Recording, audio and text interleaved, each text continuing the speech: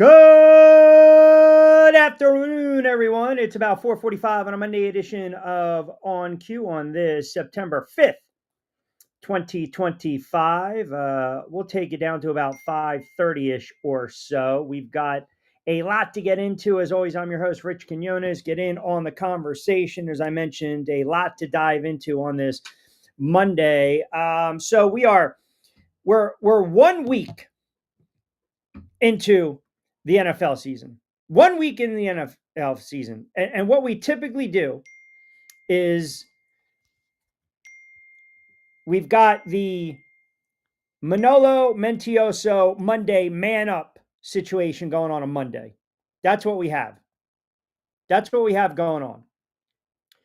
So for the next, I don't know, half an hour, 20 minutes, 30 minutes, 45 minutes, I can tell you on this Monday, a couple things stand out in the NFL. I thought last night was a great win by the Baltimore Ravens. Haha, I kid you not. By the Buffalo Bills. I thought it was a fantastic win. I mean, if you're watching that game and you're a Baltimore Ravens fan and they're up by 15 late in that game, you think everything's pretty much wrapped up. Here we go again. Lamar Jackson, going off, selling out, making plays. Derrick Henry, just going through the fountain of youth. And then, oh, by the way, the Bills faithful starts to leave the stadium, and then they come back in, and Josh Allen does what Josh Allen does. It was a hell of a game. The Ravens fan, that's a brutal loss. That's a brutal, brutal loss for the Baltimore Ravens to start the NFL season. And the Buffalo Bills showed you that was a gut check win for them to start the season, because for all intents and purposes, they shouldn't have won that game. They hung around a little bit, but you just saw that Baltimore, they can ran the football, they run the football. Derrick Henry is an absolute beast. He's phenomenal. Yes, he had the fumble. I get it. Baltimore, sometimes do they go too heavy? Do they try to throw a little bit? You saw Lamar Jackson making those back-breaking plays, and that's what an MVP does. He makes them with his legs, and he makes them with his arm, and that's exactly what he did. Josh Allen, phenomenal last night. I mean, you had to do a double take. You're taking that game at plus 350 down 15, right? I mean, Josh Allen, I don't even know if you noticed, he threw for close to 400 yards. He had over 400 total yards of offense, Josh Allen did. They only ran it 100 times, and Baltimore runs it for 238 to average 8.2 yards a carry, but the turnover by Henry was the difference in that game. And then they got the ball back, and Allen made some plays, and they actually got bailed out late in the game, and then you get the field goal, and there you go.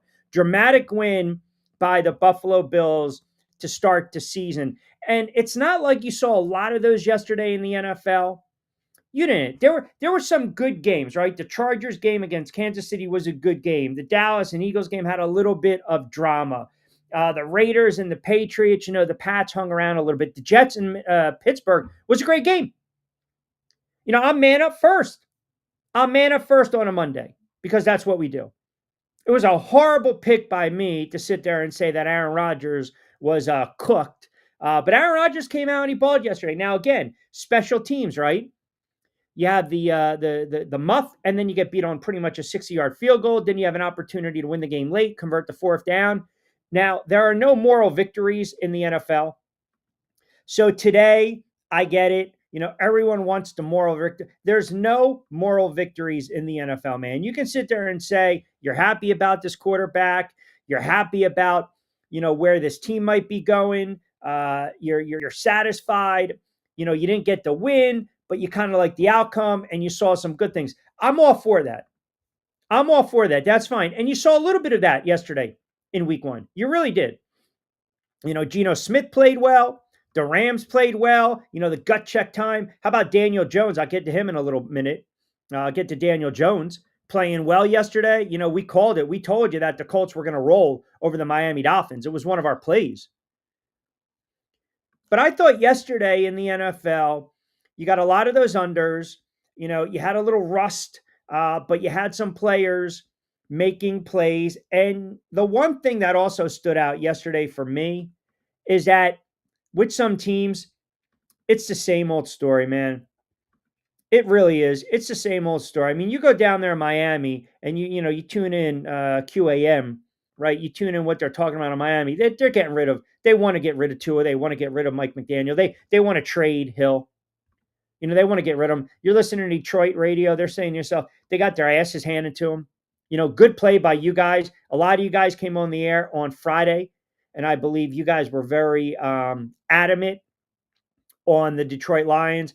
I was not, I wasn't, that was not my play, to be quite honest with you. I mean, I'll pull them up and you guys can see for yourself. So, miss on the Chiefs, easy cut from the Commanders.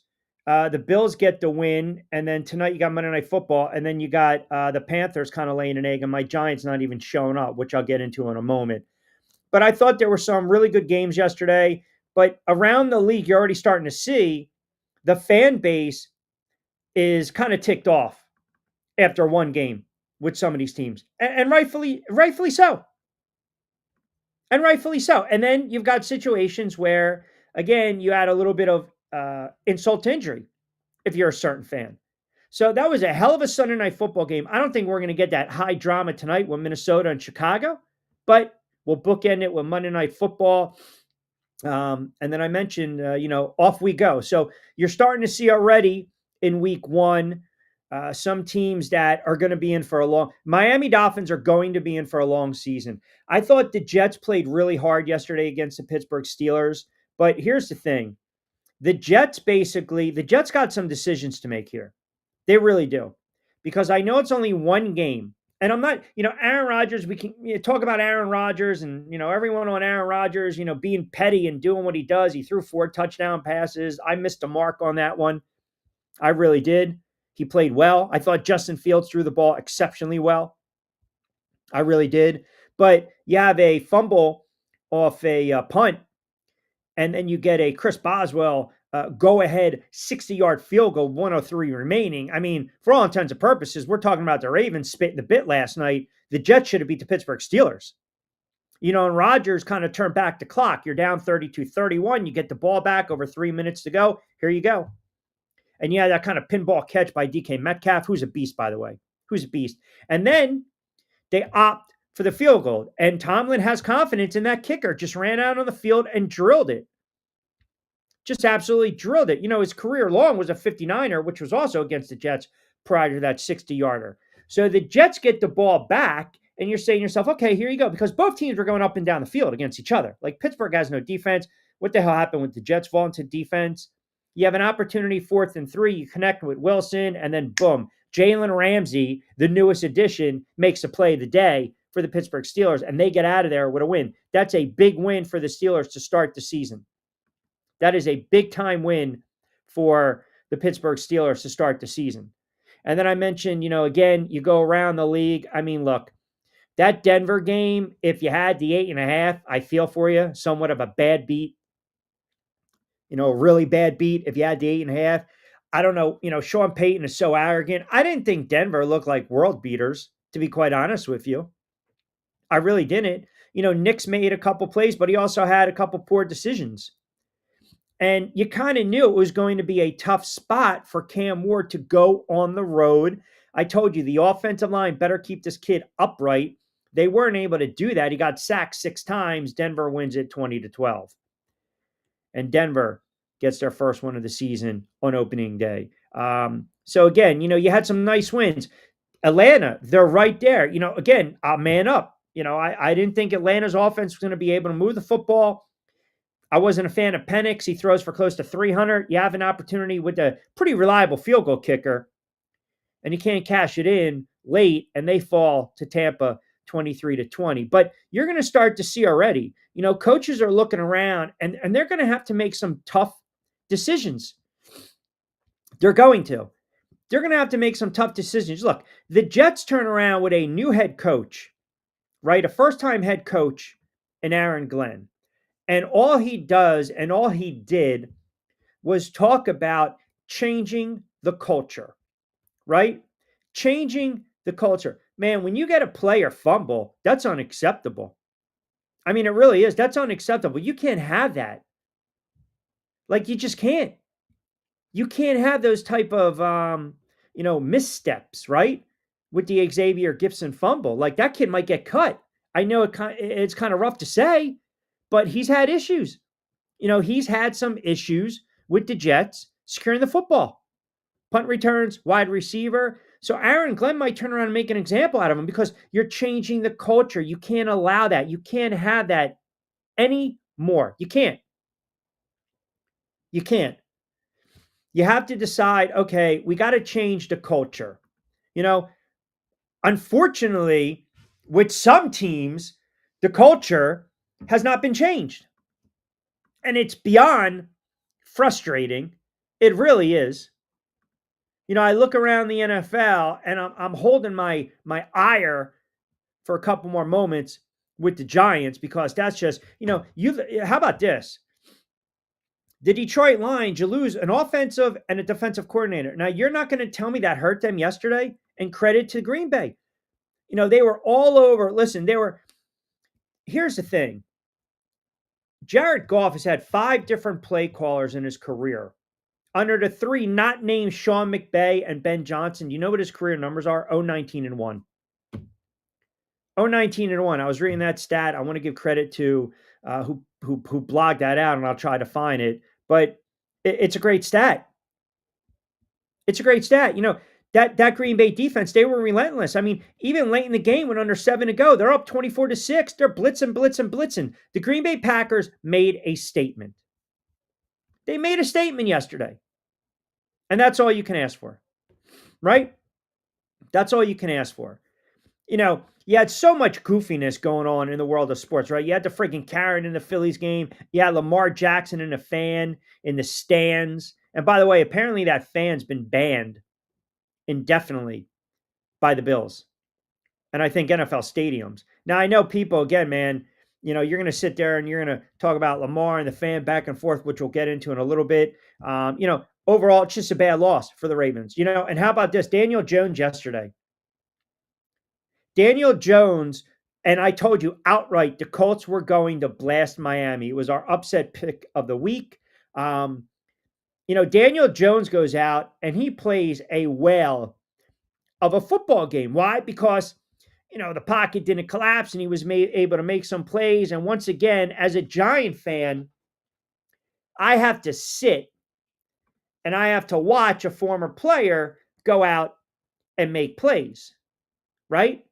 So it's like, and I'm going to get to that nonsense in a minute, but I thought overall week 1, you knock off the rust. I thought some players, Fields played well. Rodgers played well. Josh Allen last night was phenomenal. He was absolutely phenomenal. I mean, he's just so fun to watch. Flacco, how about that game? I know we were kind of going back and forth in that Cincinnati and Cleveland game. And listen, sometimes you win ugly. And if you're Cincinnati, you're going to take it. Joe Flacco didn't play particularly poorly. The Cleveland Browns miss a field goal to an extra point. That's the game right there. They lose 17-16. Flacco threw for close to 300 yards. He also threw it 45 times. Missed a boat, the Raiders and the Patriots. Geno Smith played very well. The Cardinals and the Saints, again, got to give credit where credit is due. The Saints hung around, man. They hung around. The Cardinals just were like, let's open up the season and get a win. And then you had that long delay with the weather. Jacksonville and the Panthers game. I missed a boat on that one. That was a bad pick. And then the 49ers gave you a little gut check. I didn't think Purdy played particularly well. He made the throws when he had to. But McCaffrey, when he's on the field, we know healthy, he's a difference maker. They lose Kittle, but they get the win in a very hostile environment. And of course, everyone's going to get on me today. They're not going to look at, Darnold. I'm not going to say a clean game because it wasn't anything spectacular. But of course, what happens late in the game, he steps back to drop back to pass and boom, the ball's lodged because his elbow hits the lineman. And there you go, the fumble. And that's pretty much all she wrote. So the 49ers going to win to start the season. So as I said, it's one of these, again, kind of week ones that you're like, oh man, you're going around the NFL and you're like, here we go. Tomlin's comments were hilarious. Boss serial killer has a very low pulse rate. Yeah. Tomlin's always good for post. Yes, ruin the corporate parlay. San Fran and Denver. Yeah, 8.5. If you're Sean Payton, what are you doing? Kick the freaking field goal. It's different. McVay's going to be aggressive. That's what McVay is. He's aggressive. De facto says, I'm going to man up. I picked the Giants on Sunday. I do believe the G Men had the talent on the roster to defeat them. If it wasn't for a horrible head coach, QB1, and game one may have had my upset. No. Now I'm going to get to the Giants in a moment because I'm just done. I'm done with that nonsense. I got a lot of tweets coming in as well from Giant fans, Miami fans, Ravens fans. Sal in Baltimore lives in Delaware. He's absolutely just livid. We'll get to his thoughts as well. We'll open it up. You guys get in on the conversation. 5 o'clock straight up on a Man Up Lunes Mentioso Manolo Monday edition of On Cue. We're powered by good friends over at Three Brooks Bourbon. Get ready with tea. I need a couple bourbons after watching that nonsense yesterday. Fresh roasted coffee, 20% off your first purchase. BYP20. Quick timeout. We'll come back on the other side. We'll hear what you guys have to say and tweet and comment, and then we'll get into the debacle that is the New York Football Giants.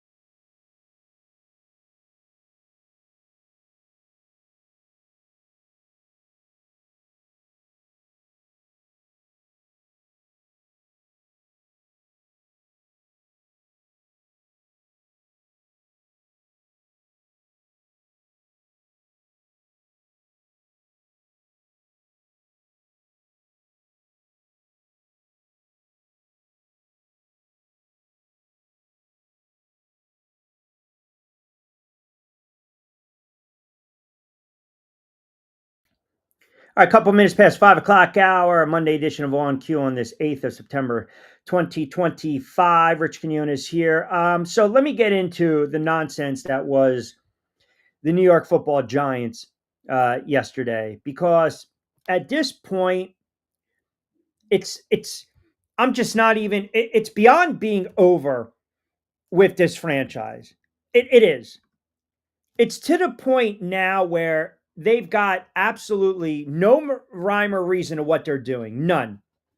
And for all the fans and some of the media, and again, sorry, hey, I never played the game, but I think I might know what I'm talking about. I don't want people attacking me. I never took an NFL snap. The non-player in me. Hello, Ryan Clark. That's another jackass clown that I'll get into.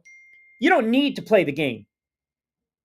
You don't need to play the game to realize what you're seeing, right? It is a bad product out on the field. It's a bad product out on the field, period. And the problem is that you've got an offense right now that you were trying to build around. You were trying to sell the fan base on what? You were trying to sell the fan base on, all right, so here's where we're at. Our offensive line is supposed to be better, right? And it's not.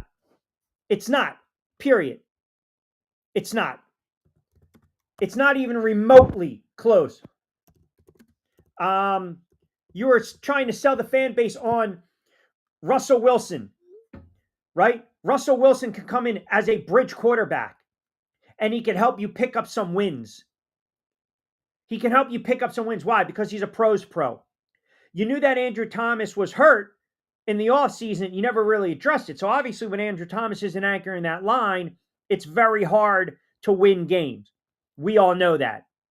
But the offense yesterday, once again, I don't know why this is a shock to people. I don't even know why I'm aggravated. I think it's because some of you goofballs out there actually think this is a freaking good football team with talent.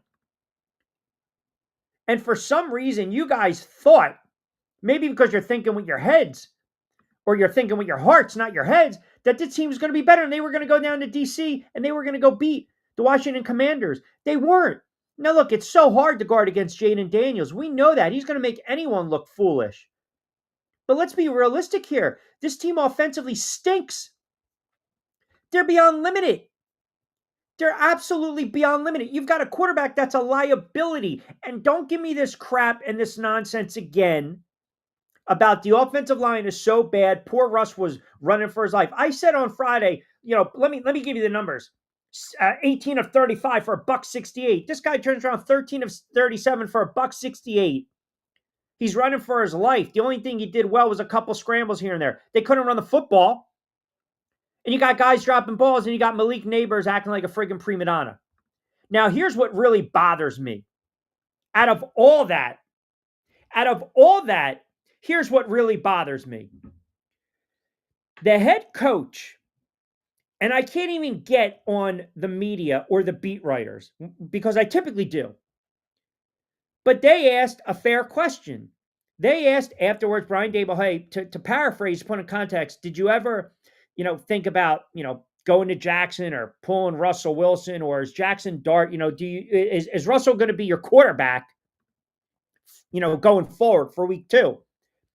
And the head coach, who is, oh, by the way, 4-14 and friggin' 1 against NFC East opponents. Yeah, swallow that for a moment. The Dable backers. The head coach pretty much left the door open because he was non-committal. He was non-committal. He left the door open. He left the door open to potentially making a quarterbacking change because it was like, it wasn't wide open, but it was kind of slightly ajar. And now you got to backtrack. So what does he do? He comes out today and he's basically like, no. Russell Wilson's going to be the starter. Why? We already know what he is. Now, I told you guys this. Behind a bad offensive line, it's hard to stick a rookie quarterback back there. But then I go back and I hearken to this. What the hell's the point of drafting a kid? Because you're going to wait so long to see this kid on the field again. Kind of like the crap we saw last year where it took them way too long to pull the trigger on Daniel Jones, who's lighting up with the Indianapolis Colts, who, oh, by the way, this Giants defense, couldn't stop a nosebleed, and the offense can't score points. I mean, it's a rite of passage. Opening day, we're going to go scoreless. We're not going to get in the end zone. 2, 3, 4 weeks into the season, we're not going to get in the end zone. But the head coach and the GM, it's one game. You want to say, I'm overreacting. It's an overreaction Monday. I'm aggravated. I'm pissed off. I'm ticked off. I'm cranky. Whatever. The coach needs to go, and so does the GM. I don't need to see Russell Wilson anymore. I said it on Friday's show. Let's make it 4 games. Let's give it 4 games. The bottom line is, it's either going to be sink or swim for Jackson Dart. So you can sit there all you want and say, there's no way you can stick him behind that offensive line. At least he's a little elusive. He can move around. He has a little juice to him, a little edge. Russell Wilson is cooked. He is done. He is done. I'd rather than stick Winston back there. Seriously. At least he'll stand in the pocket and throw the football.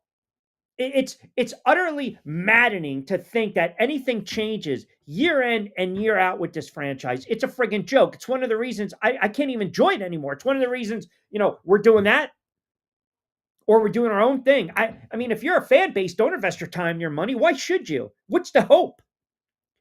What's the hope? And here's the worst thing about what I saw yesterday and what I've seen over and over and over and over. I mean, you can't even make it make sense. You can't even make it make sense. You turn around and you draft Abdul Carter, and all you're talking about is this kid is going to be a generational talent and a game wrecker. And all for his, what did he have? A hand on a punt? He almost blocked a couple more. He got a half a sack, and yet against Jaden Daniels, this kid's not on the field. Why? Because you don't want to put him in first and second and third down, or you want to make him situational. You can't roam around. That's piss poor head coaching. Like this kid again is being disruptive when he's out on the field, and you got an athletic quarterback in Jaden Daniels, and this kid's supposed to be athletic, and he's not even on the field half the time. Come on. Just stop it already, man. I don't want to hear this crap too about his tackling and he's alive. Just I don't want to hear it anymore. I don't. This franchise is an utter friggin' joke. It's an utter joke. It really is. It's beyond. It's beyond. This head coach is a dead man walking. And oh, by the way, for everyone's trolling me right now, tell me about Daniel Jones going back there and Danny Nichols turned out to Danny Dimes. Maybe it wasn't Daniel friggin' Jones. Maybe it wasn't. Maybe he was head coach. And oh, by the way, you want to know why Daniel Jones looked so good yesterday? You want to know why Daniel Jones had confidence in the pocket? And Daniel Jones was slinging it. And Daniel Jones was dropping back to pass with friggin' purpose. And Daniel Jones was using his little nickel legs and he was scrambling all over the place. And he's becoming a folk hero after 1 week with the Indianapolis Colts because they put up 30-something odd points, 33 points against a bad Miami team. And he was scoring drives on 7 possessions. You want to know why Daniel Jones sat there at the end of the day, efficient 20 of 29, 270? And he adds a couple more yards with his legs, and he plays that near picture perfect game. You want to know why? Because he's not on the Giants anymore. That's why. Because he's not on this godforsaken garbage of a franchise, which is garbage. Lose every game. They should just blow it up again. Blow it up again. Blow it up again. It is a waste of time watching this friggin' trash. And that's what it is. I don't want to hear this shit anymore from the fan bases. Kevin C., I don't want to even deal with your nonsense today. I don't want to deal with you anymore. Mike in North Jersey, I don't want to hear about the offensive line. I don't give a crap anymore. Andy, I don't want to. I don't care about not running the. I don't want to hear from you goofballs today. The franchise is piss poor, and it's going to be another wasted season. And this head coach is not an NFL head coach. He's not. He is not an NFL head coach. He's not a leader of men. He's flip-flops. He's flaky. He's a fraud. He really is, man. You can take the friggin' pimp out of the street, but you can't take the street out of the pimp. I mean, it's a used car salesman. He just gives you the chalkboard fodder, right? There's a sale going on. I'm going to sell you something. It's your friggin' fault for opening up the door yesterday when it came to the quarterback situation. And now all of a sudden you got to backtrack. And here's the other problem. He's only interested in saving his ass. That's it. That's it. He's only interested in saving his ass at the end of the day. That's one of the reasons that they're going to keep rolling with Russell Wilson because he's a veteran. He gives him a chance. I'm so over this friggin' franchise. It's a friggin' disgrace. Vince says, how about the Dolphins getting embarrassed by Daniel Jones quarterback? Colts, McDaniel doesn't finish the season. No, he's another one. He's another one. Dable is, yes. He's beyond on his last weeks. They haven't scored since the last time they scored an opening drive was like in 1941 to start the season. It's like embarrassing, the stats. It's after a while, there's absolutely, just there. You want to invest your time. You want to enjoy the game, right? You want to watch as a fan. But I knew going in, we joked about it. 3 wins, 4 wins. I don't know why people actually thought they were going to win this game on Sunday. They're going to get absolutely steamrolled by the Dallas Cowboys. They are going to get embarrassed by the Dallas Cowboys. That line is sitting at 5.5. It might close at 7, 7.5. The Dallas Cowboys are going to put up 34 friggin' points against the Giants. You want to bookmark the tape on a Monday at 5:15? Bookmark the friggin' tape. It's insanity. It is. It is. It really is. It's like you've got people in place that have no idea what they're doing. And then you have a head coach that basically leaves the door open. It's like, okay, here we go. We're going to go out for a cup of coffee. You're going to meet my friend. I'm going to meet your friends. We're going to keep dating. Okay, hey, now this is getting serious. We're not going to move in yet. Let me meet the parents. Now you're going to meet my parents. Okay, here we go. Now we move in. Do you want to get engaged? Do you want to get married? Do you want me to get a ring? Do you not want me to get a ring? It's the friggin' flip-flopping. I can't take it. I can't. I'd rather have the head coach sit there and say, you know what? We need a spark. And that's on me. And I should have gave Jackson Dart first team reps as well. I should have had him out there. I should have coached him up. We decided to go the veteran route, and it blew up in my face. Like, you're a dead man walking, man. Like, show fight. Show fight. And there's no fight. That's the problem.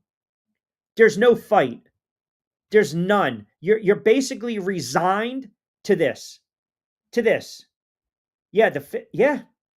I already checked the weather forecast. Yeah. And oh, by the way, how about this? I know it's the non-player in me, but I think I kind of know what I'm talking about. Yeah, I checked the weather report. Yeah. I don't think I've ever seen Q this pissed off. Come on down to Jacksonville, watch some exciting football. Not doing it. Because after a while, you have to say enough is enough. You have to say enough is enough. Like, it's not even fun anymore. I used to enjoy the games. Like the bond I had with my father watching the games.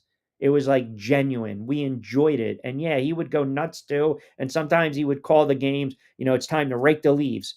If it was a bad game during halftime, I'm going out to rake the leaves. I'm going to have my whiskey. I'm going to have my bourbon. I'm going to have my maker's mark. I don't want to watch this crap anymore. It was great. It was great. And they're so bad over the last several years. There's no joy. There really isn't. It's not even about being like a true fan or not. I mean, hell, yesterday I'm on the air for 7 hours calling basketball games. I enjoyed that. I went back late after napping, after going through that game. I finally watched the game. And then I was on the road all day today, got back about 2 hours ago, and I turned around and again, I watched the game.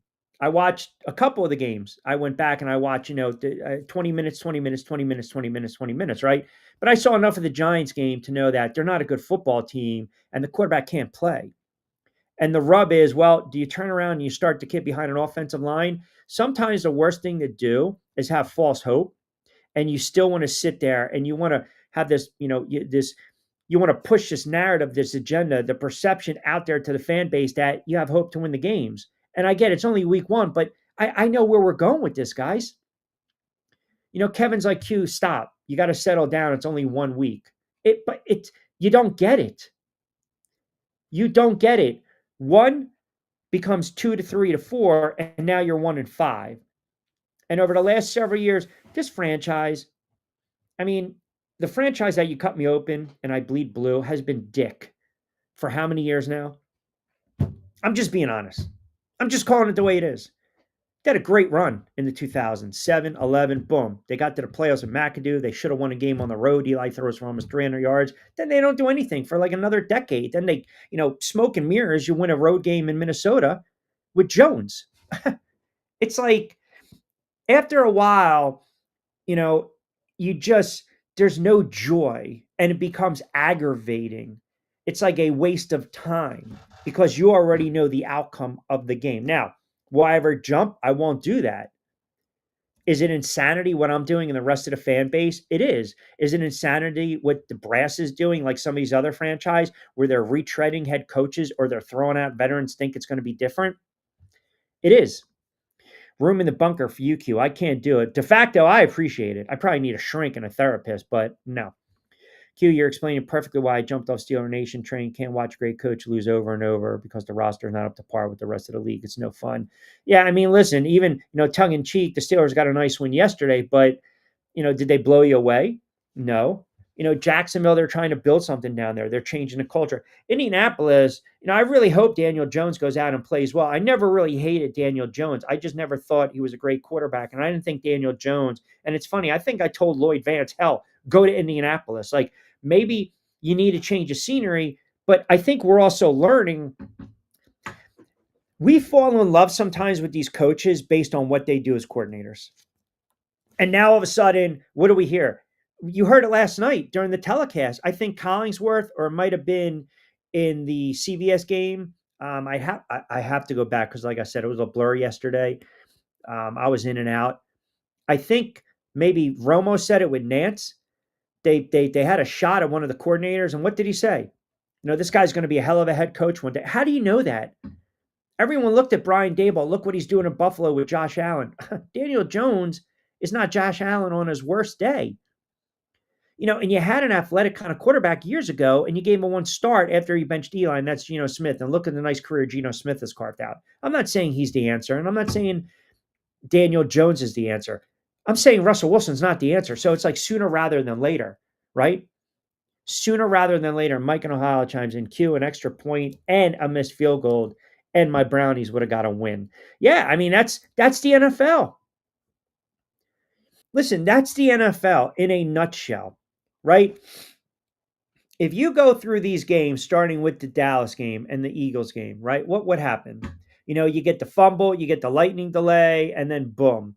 The turning point was the fumble. The Chiefs and the Chargers, you had miscues by Kansas City, and then they had no defense, and Herbert was able to shut them apart. That Bucks and the Falcons game, you miss a field goal late, but shame on Tampa for allowing the Falcons to get in scoring position to tie it up on a field goal. And unfortunately, the kicker shanked it. And he's a pretty reliable kicker. Cincinnati and Cleveland, special teams. You miss an extra point, field goal. The Colts started from the get-go. Miami was done. It was 17-0 at the half. You knew that game was over. I didn't focus too much on the Raiders and the Pats. The Cardinals I watched because, again, I wanted to see what Murray was going to do. You had miscues in that Steelers and Jets game. Explain to me. I thought Justin Fields played really well yesterday. I did. I thought he played really well yesterday. He had good command of the pocket. He was efficient. They were able to run the football. You tell me in a game where you score 32 points, you run for a buck 82, your quarterback has a clean game, right? Actually, yeah, a buck's 82. You're averaging 4.7, but your defense gave up 34, and you also had a fumble, and you basically set them up for a 60-yard field goal. You're typically going to win a game like that if you're a Jet fan. You're typically going to win a game like that. Now, the Green Bay and Detroit game, I just thought Detroit came out extremely flat. You heard Campbell afterwards, give a lot of credit to Green Bay. And Green Bay showed the physicality. They're a young team. Jordan Love looked very comfortable yesterday. I mean, again, efficient. He doesn't need to sling the ball 35 times. And they didn't even run the ball very well, but they still beat him up. I mean, Detroit got a, by the way, touchdown late, but that's a 17-point win. That's a clipping, even though they won 27-13.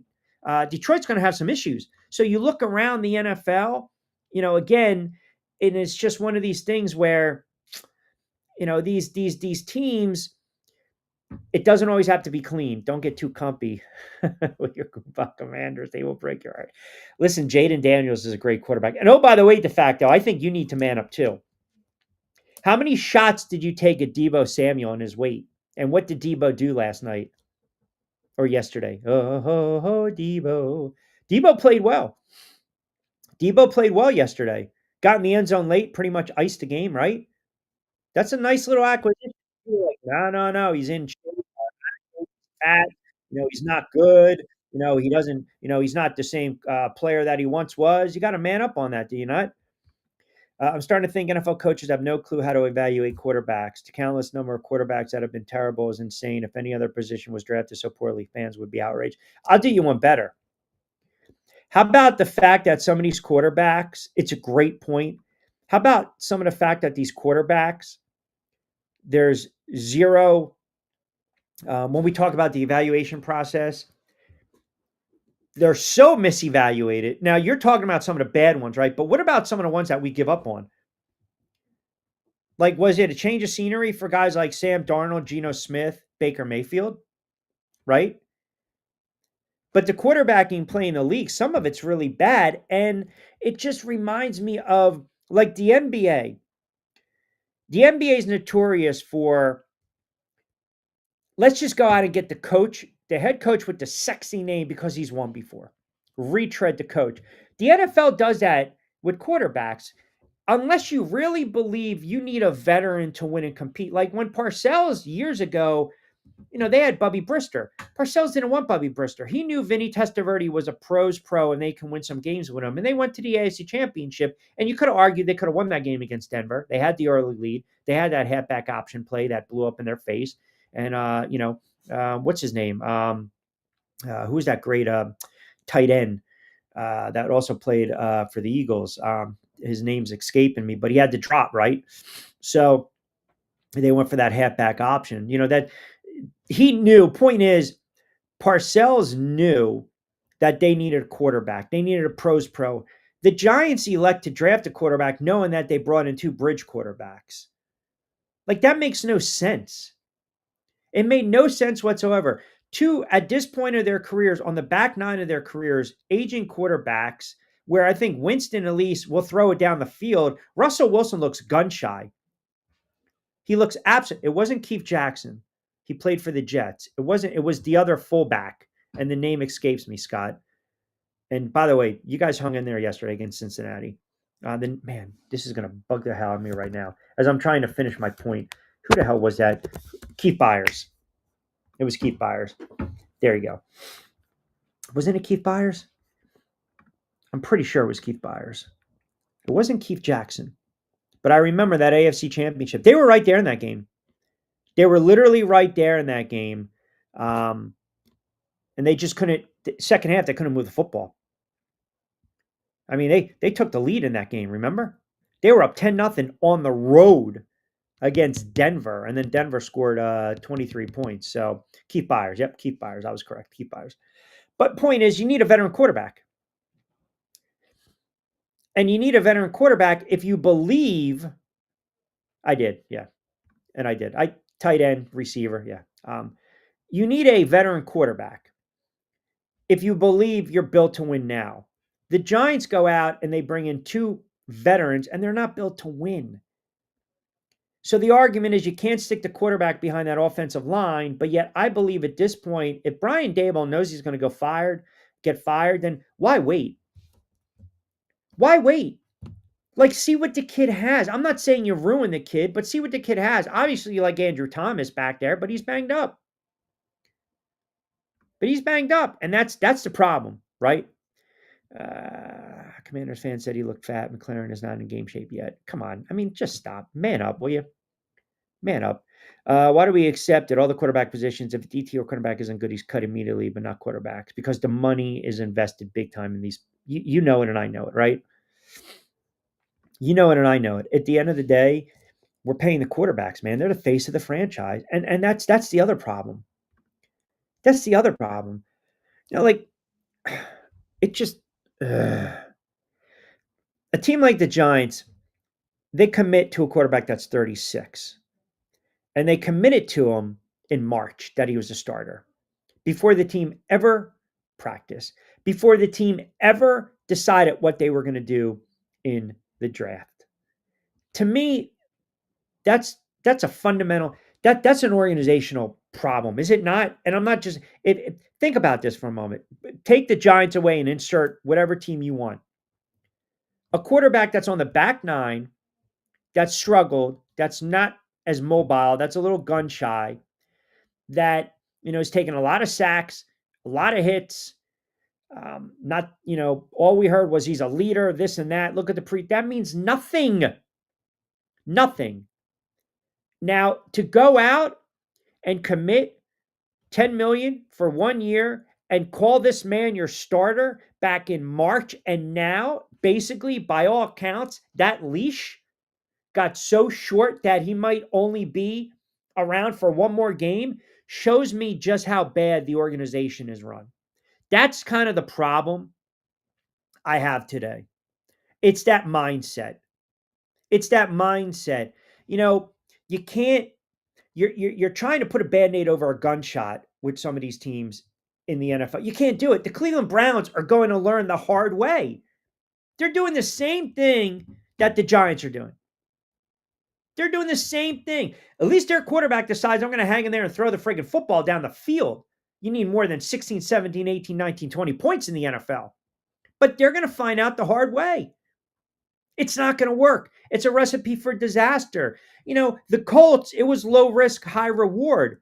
It looks like you burned through that draft pick with Anthony Richardson. Hey, maybe we can revitalize Daniel Jones's career. Maybe now we just need to get him in a certain spot. Now, if he turns out next week and he goes 18 of 40 for $136 and a couple picks, then we're going to turn around and see like, hey, that's the Daniel Jones we know and love. But if he plays really well and he's consistent, he might be the starter for the Indianapolis Colts for the next 3 to 5 years, or he might cash in somewhere else. So it's like, okay, chicken or the egg? Chicken or the egg? Is it the head coach? Is it the quarterback? Is it the people that are evaluating them? Is it the system? Is it the bad organization? Is it the bad spot? I don't know. I think it's a little bit of everything, right?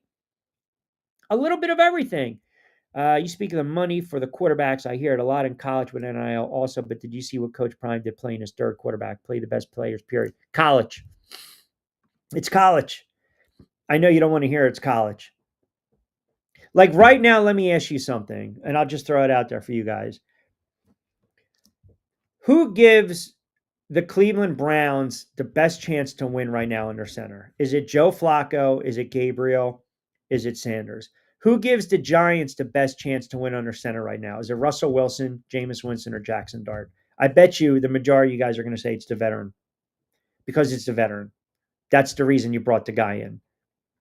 Like NFL coaches, they're so afraid to get tagged with losses. But see, and I have to again speak to the Giant fan.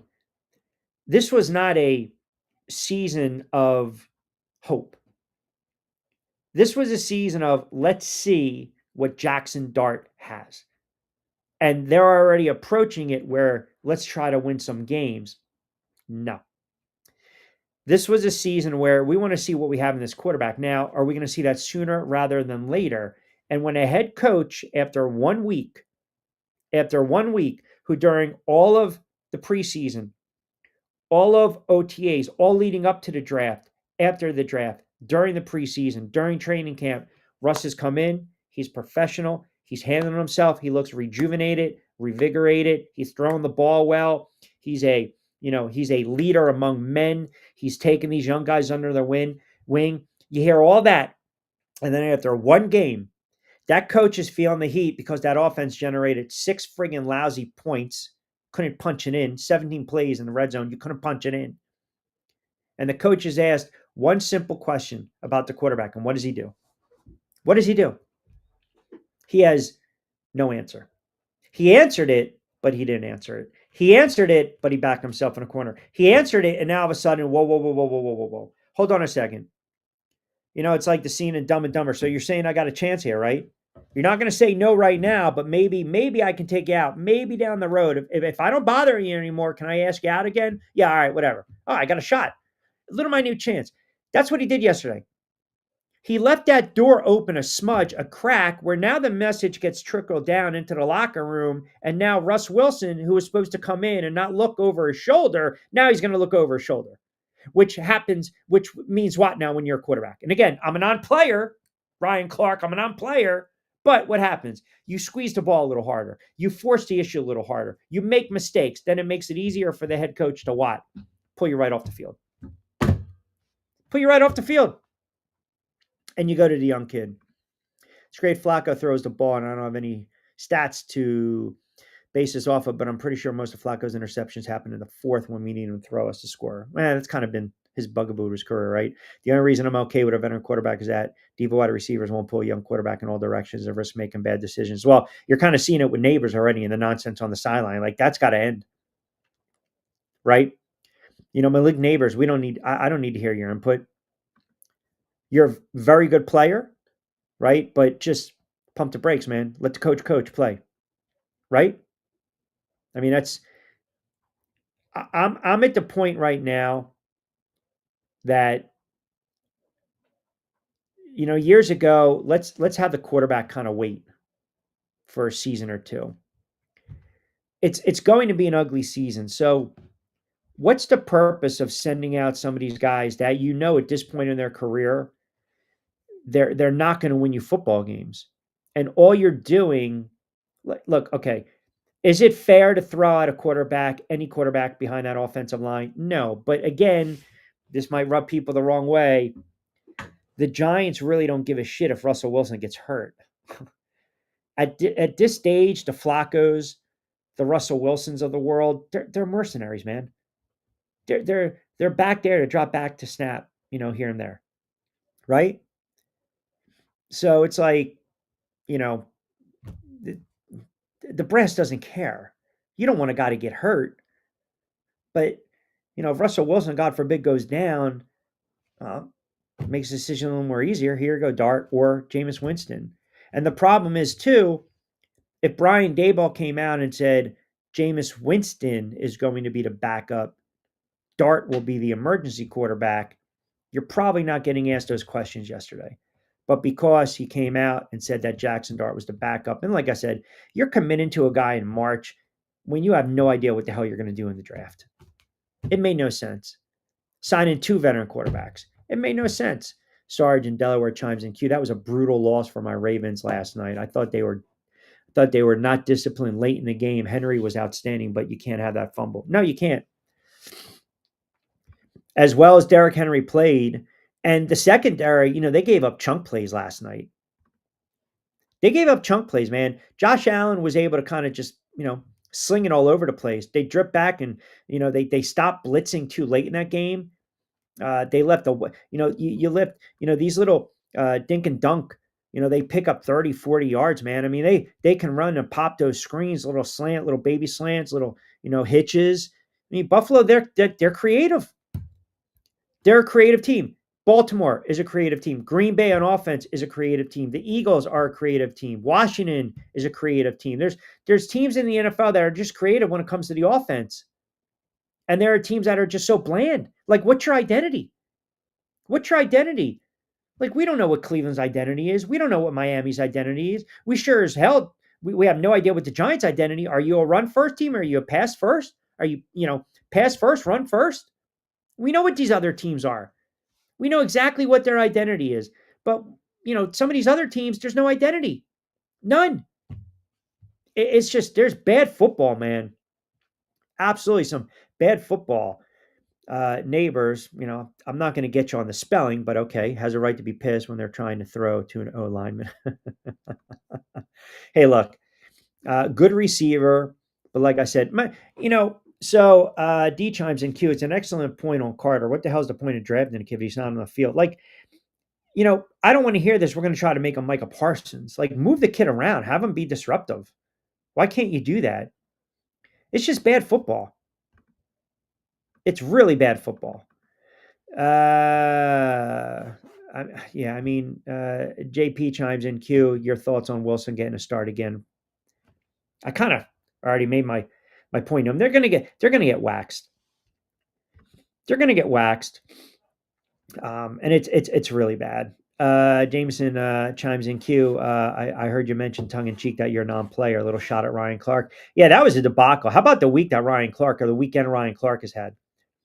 He sits there and says that Tom Brady, Peyton Manning, Drew Brees are not generational talents. He then trolls and says that Justin Herbert stinks. And then Harbaugh basically says, hey, I don't know who the hell this guy is, but when he loses his job on TV, he can carry the water bottle. And then Herbert goes out and lights up the friggin' Kansas City Chiefs. Oh, my God.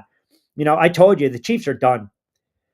They are not the Kansas City Chiefs that we are used to. They are in trouble, man. It's only 1 week. And then Clark turns around, you get mothership on mothership crime. You get mothership on mothership crime. Taking a shot at Schrags like that. See, here's the problem with that. It's lowbrow and it's low class. You don't do that crap on the air, on live TV. You don't. You don't pull that shit on live TV. You do not sit there with one of your contemporaries at the desk and you pull up, I don't want to do this, but that's the non-player of you. Like, who the hell are you, man?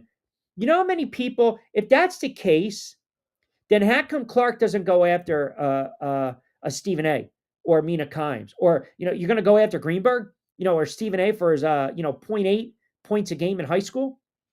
Or McFarland? Or all those other talking heads? That's a horrible look, man. And the problem is he's pissing in the Cheerios. Because every other month, this guy's got to go on X. And I don't know if he made an apology on air. He's tweeting during the game and he thinks he's going to get lost in the sauce, so he apologizes via Twitter. Like, have some balls, man. Did he go on the air today and apologize? Because that would have been the man thing to do, to be quite honest with you. You don't do that. You don't. You don't take shots like that and call into question a guy. And I'm not saying it because Schrags is a Jersey guy. But the guy's earned his keep around the NFL. He's grinded, he's hustled, he's worked hard. Think about this. You're with the NFL Network, and you leave the NFL Network to go to ESPN because ESPN threw a shitload of money, okay, in his direction. But Clark, I'm over him too, man. His comments, I already made it clear on where I stand with some of his comments. I think sometimes you want to tone the race and bait, and I'm not a fan of that. You don't take shots at your contemporaries like that. And again, man, you got another public apology since May. That does not sit well with the mothership brass. It doesn't. and you take a shot at the golden boy that they just brought on. People don't know this. Schreger was hand picked. He was hand picked. And good for him to sit there and say, no, no, no, no, no, don't belittle me like that. Like, no, no, no, don't come at me like that. I mean, it's getting to the point where, you have some of these guys, and Orlovsky's starting to fall on that. Like, I know better than you. I know better than you. And that's not the case. Nobody said, you're allowed to know X's and O's and never stepped on the field. Does that mean your opinion's any less? It doesn't. And maybe you start to read the press clippings, man. Like, there was a time where he actually gave good analysis, but now it's like enough is enough with a guy like Clark and some of these talking heads. You're going to tell me that, Peyton Manning, Drew Brees, Tom Brady, they're not generational. What are you doing? The crap that you were doing with RG3 and his wife, those nonsense. But you're kind of barking up the wrong tree, man. Because if you don't know the backstory, Burke Magnus, who's the ESPN, the mothership's president of content, hand-picked Peter Schrager. Hand-picked him. Said, that's my guy. That's my guy. Not even about hating Ryan Clark. I don't like him. I think he's an ass. I do. I think he's a clown. I think he's a race baiter. I think he is, I think at times he says stuff that is not factually true. I think he says a lot of stuff to stir the pot. And quite frankly, I don't like that kind of talent. I don't. I don't like that kind of talking head. White, black, green, yellow, blue. I don't. I don't. It doesn't always have to be black and white. And you don't take shots at contemporaries. You don't. You don't. You just don't. That's a Bush League look. And by the way, he's on thin ice. He's on thin ice. Like, you might have to give him a friggin' timeout. Seriously. We're talking repeat friggin' offender. Like, I'm telling you, I would take offense if anyone said that. If you're sitting there and, well, it's like, I'll give you the perfect example. So, covering the sports that I cover, I've been covering boxing for, I don't know what, 20 plus years. How many years have I called fights on outlets, on TV, live, CBS Sports Network, CN8, Comcast, all over the place? You think I'm going to have a fighter tell me, well, you never laced him up professionally? Get the hell out of here. What does that mean? What does that mean? I'm not educated enough to talk about the sport. I don't know the sport. I can't break down the sport. Come on. No. No. I had a football player say that once. Well, you never. What does that mean? What does that mean? I can't hold my own? I can't talk? You don't do that crap. That's a lazy out. And you say something like that when you know you're getting beat in the debate. So if you really believe a non-player shouldn't have an opinion or opine on the NFL, then there you go. Kornheiser, Will Bond, Stephen A., Mina, go at it. Why'd you take a shot at him? Just saying. Just saying. I would say anytime a W can build confidence in a player, Bo Nix, that one. Yes. That was a bad, well, two things. That's a bad beat if you had Denver in the 8.5. And Bo Nix, he didn't play particularly well, but you got the W. And you're right. And if you can win ugly in the NFL, that's a good thing. That's a good thing if you can win ugly in the NFL. Now, the Titans came out to their credit, and they played hard, and they hung around in that game. But by the way, bonehead play late in that game. Keep that drive alive. Bonehead play. I mean, you can ill afford. Those are the plays that drive coaches crazy. Those are the plays that get players cut. When you get that personal foul call, that that stuff roughing them, that just a stupid football play. You can't have it. You can't. And their defense, look, that's a bad spot for Cam Ward. You're going up against a very good run defense, a defense that turned around. They forced 5 punts, right? You got a turnover on Tennessee's final 6 possessions. That's a nice little win. That's a nice little win for Denver on the road. What the hell's up with Carolina? Bryce Young needing another benching, get the mojo going. Listen, that was one of my plays of the weekend, my friend. That was one of my plays of the weekend. I thought Carolina, I was looking for an upset, man, against Jacksonville, right? I didn't catch too much of that game, to be quite honest with you. I didn't even see, did Hunter, what did he do? He had 6 catches, 33 yards. I didn't check. They'll probably re-air that game. I mean, I can go watch it on one of the on the Fire Stick and stuff like that. But man, I'll tell you, I'm going to tell you why that's a nice win for Jacksonville. And Vince, I'm going to talk to you for a moment because you're the de facto Jacksonville fan. There was a lot of hype in the offseason with Carolina, right? I said, I think they're going to be a team that's up and coming. Here we go, Bryce Young. And I think Jacksonville wanted to remind the league, hey, back it up, Carolina. Not yet. And we're still a pretty good team. So to have a team like Carolina with a lot of fanfare and buzz, and then you go on the road, you got to deal with the lightning, the weather, and all that, and you get smacked around. You can't do anything offensively. Bryce Young struggled.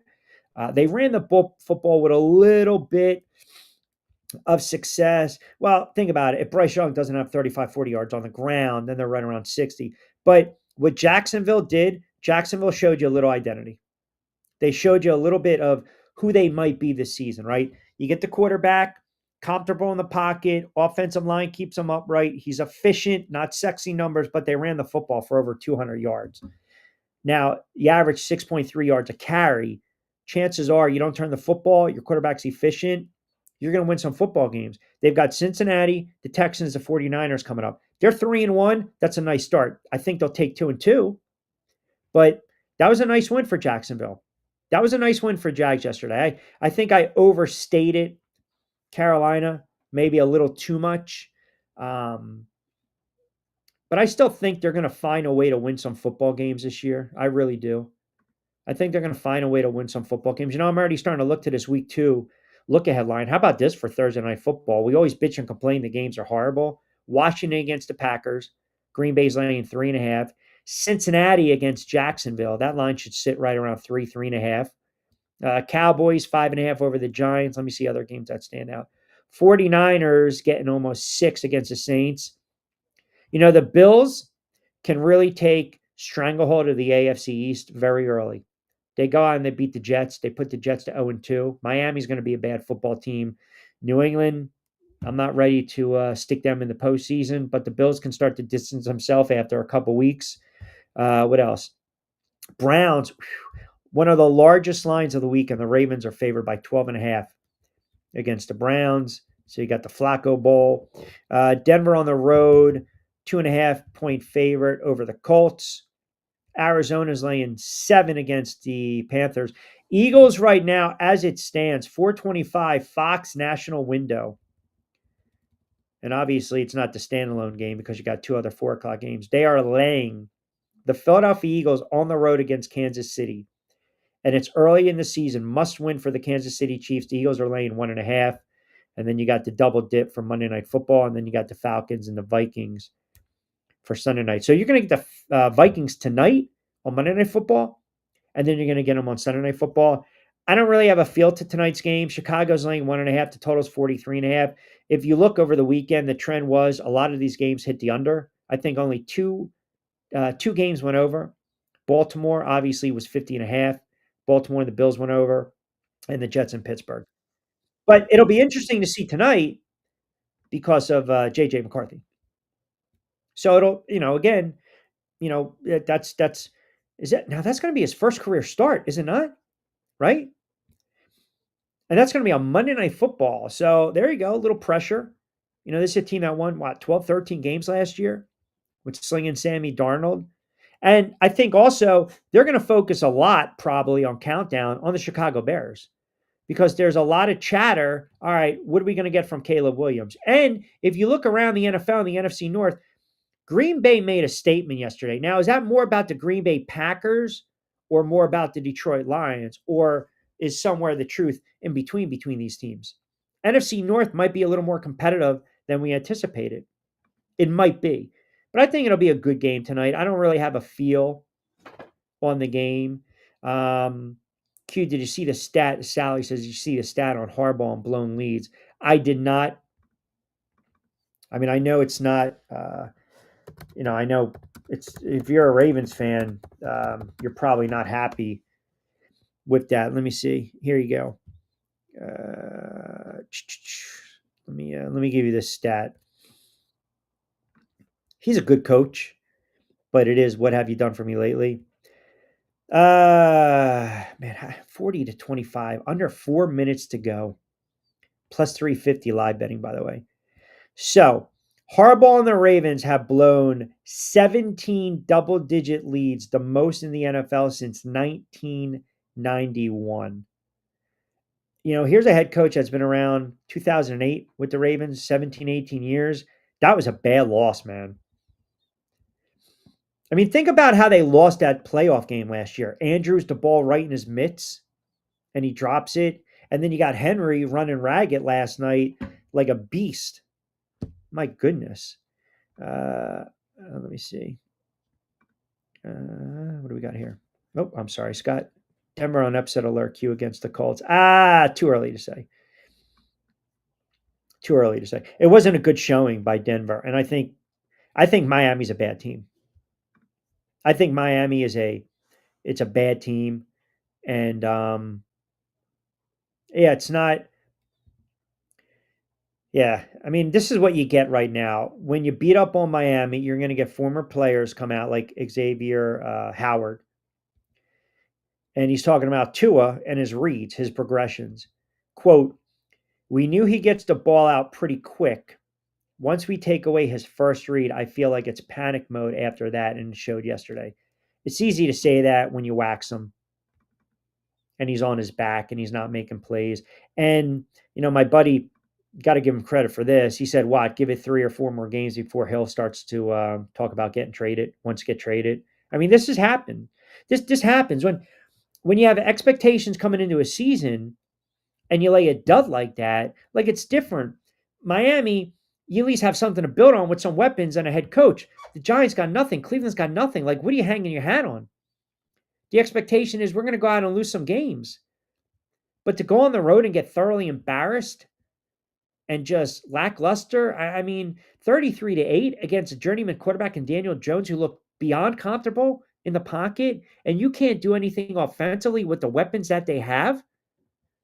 I mean, come on, this is not a team that's void of weapons. They've got some weapons, do they not? Waddle, Hill, they can run the football a little bit. Tua is supposed to be that playmaking quarterback, all that money invested in Tua, and you put up 8 points, and you no-show, and the 8 points came late in the game in the fourth.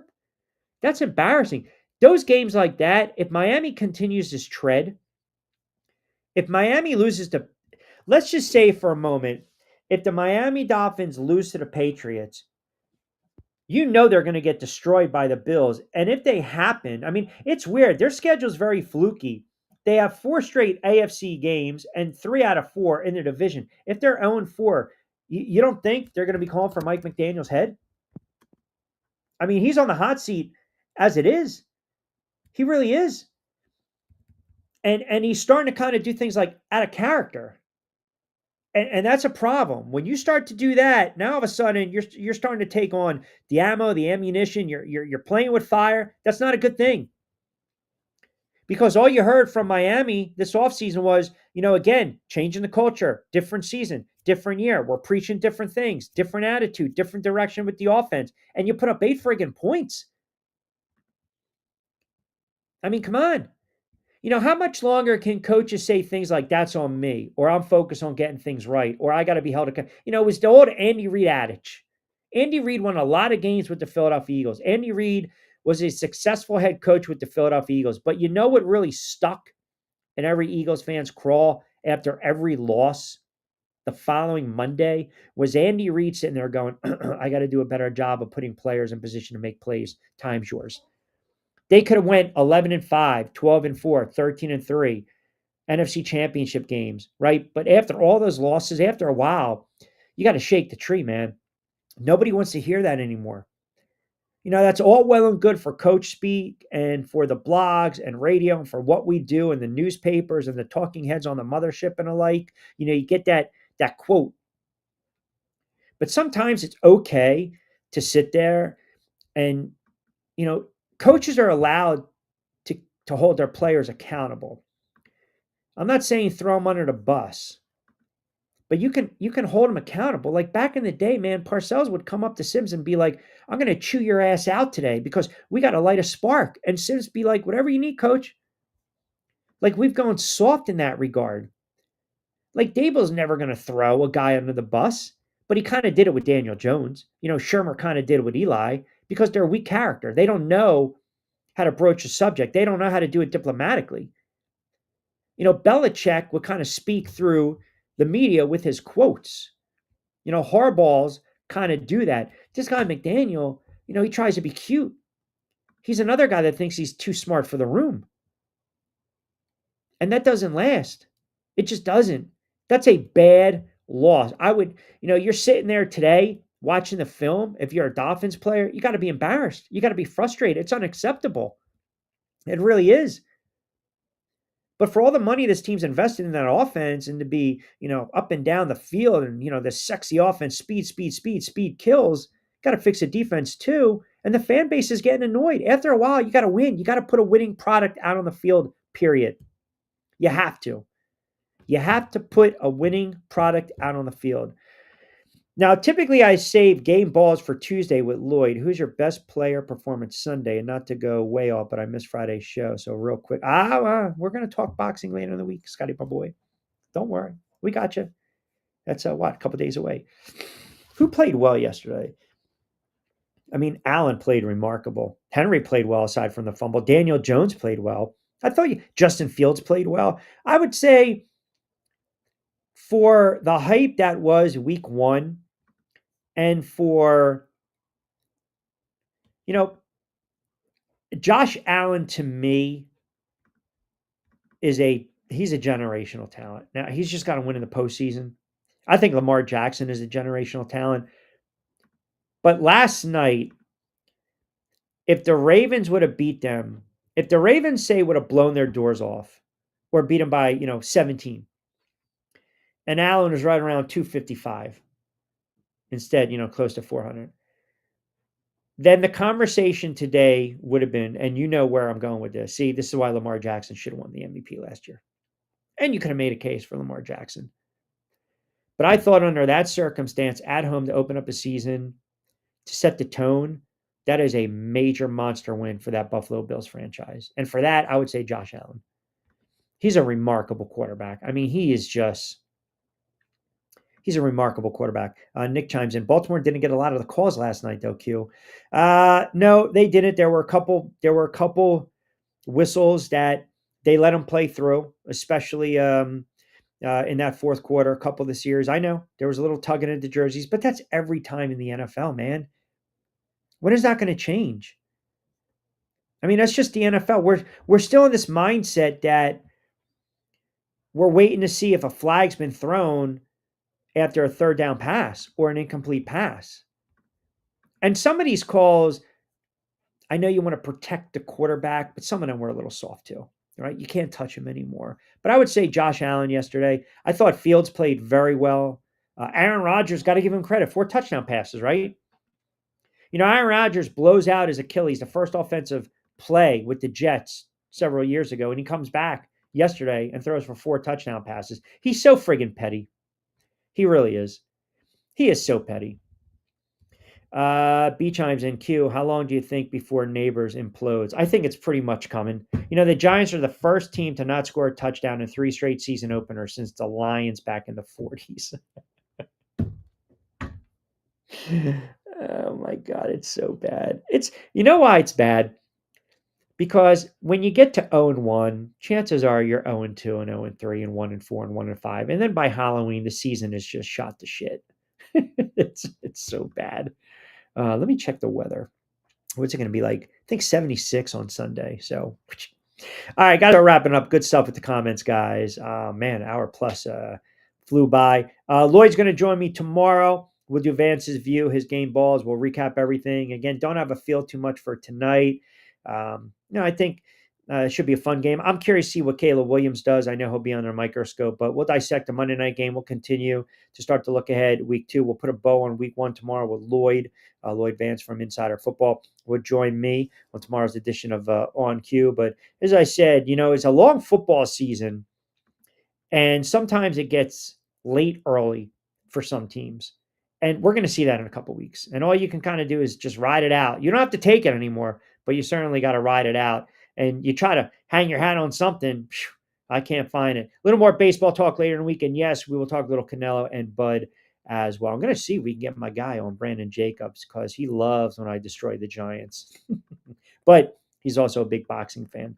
So maybe we'll talk a little Canelo and Bud with him as well. All right, you guys can keep the tweets coming at me at Rich Q. Don't forget to always get social on me. And yes, he is petty, and he played well. He's so petty. He's such a jackass, man. He really is. He is such a jack off. Seriously, he just happy to beat the whole Jet organization. Like, you can tell he's getting aggravated too late in the game too, when some of the receivers were running the wrong routes.